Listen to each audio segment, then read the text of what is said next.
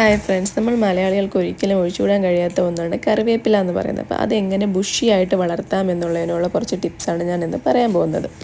ആദ്യം തന്നെ കറിവേപ്പില നമുക്ക് നടാൻ പറ്റിയ ടൈം എന്ന് പറയുമ്പോൾ മാർച്ച് തൊട്ട് നമ്മുടെ മഴ തുടങ്ങുന്നത് വരെയൊക്കെയാണ്. കാരണം എന്ന് വെച്ചാൽ കറിവേപ്പിന് ഒരുപാട് ചൂടും ആവശ്യമില്ല, എന്നാൽ തീരെ ചൂട് കുറവും പാടില്ല. ആ ഒരു മൈൽഡായിട്ടുള്ള സമയത്താണ് കറിവേപ്പ് നന്നായിട്ട് വളരാനായിട്ട് തുടങ്ങുന്നത്. കറിവേപ്പിൻ്റെ വളർച്ച എന്ന് പറയുമ്പോൾ ആദ്യം ചെറുതായിട്ട് മാത്രമേ അത് വളർന്നു തുടങ്ങത്തുള്ളെങ്കിലും അതിൻ്റെ വേര് നന്നായിട്ട് ഉറച്ചതിന് ശേഷം അത് നല്ലപോലെ വളരാൻ തുടങ്ങും. മെയിനായിട്ട് നമ്മൾ ഇട്ട് കൊടുക്കേണ്ട വളങ്ങളെന്ന് പറയുമ്പോൾ നമ്മൾ വീട്ടിൽ തന്നെ കിട്ടുന്ന നമ്മുടെ ചായപ്പൊടി ഇട്ട് കൊടുക്കാം. ചായ ഇട്ട് കഴിഞ്ഞിട്ടുള്ള ആ ചായപ്പൊടി നമ്മൾ ഒരു ടിന്നിലേക്ക് മാറ്റി വെച്ച് കഴിഞ്ഞിട്ട് അത് കുറേശ്ശെ ഇട്ട് കൊടുക്കാം. പിന്നെ നമ്മൾ ശ്രദ്ധിക്കേണ്ട ഒരു കാര്യം, നമ്മൾ കറിവേപ്പ് ഒടിച്ചെടുക്കുമ്പോൾ എപ്പോഴും അതിൻ്റെ ഒരു ശിഖരത്തിൽ നിന്ന് ഒടിച്ചെടുത്ത് കഴിഞ്ഞാൽ അടുത്ത ശിഖരം അവിടെ നിന്ന് വരുന്നതായിട്ട് കാണാം. അതുപോലെ തന്നെ മണ്ടയിൽ നിന്നുള്ളതും ഒടിക്കാതിരിക്കാൻ ശ്രമിക്കുക.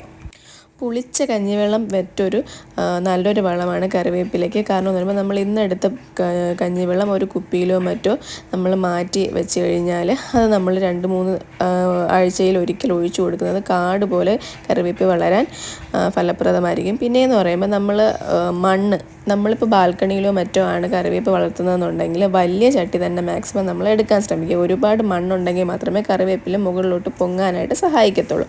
അതുകൊണ്ട് നമ്മൾ എടുക്കുന്ന ചട്ടി, അഥവാ നമ്മൾ ആദ്യം നടുന്നത് ചെറുതാണെങ്കിലും പിന്നെ വലിയ ചട്ടിയിലേക്ക് മാറ്റി കൊടുത്താൽ കറിവേപ്പില നല്ല കാട് പോലെ വളരാനായിട്ട് സഹായിക്കും. നമ്മൾ ഈ വീട്ടിലുള്ള ചാണകപ്പൊടിയോ എല്ലുപൊടിയോ ഒക്കെ ഇട്ട് കൊടുക്കാവുന്നതാണ്. അതൊന്നും വർക്കാവുന്നില്ല എന്ന് നിങ്ങൾക്ക് കാണുകയാണെങ്കിൽ നമുക്ക് കടയിൽ ലിക്വിഡ് ഫെർട്ടിലൈസേഴ്സ് വാങ്ങിക്കാനായിട്ട് കിട്ടും.